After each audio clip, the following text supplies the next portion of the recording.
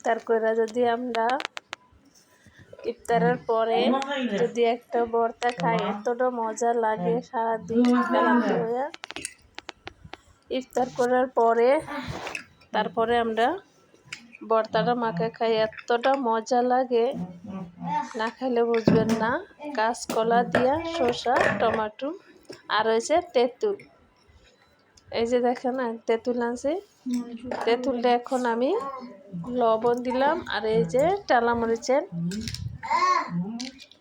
গুঁড়াটা দিলাম চিলি।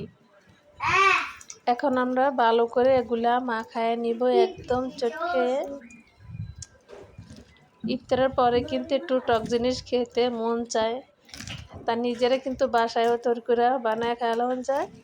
এখন এই যে আমরা কাঁচকলা দিয়া শসা দিয়া টমাটো দিয়া মজার একটা ভর্তা,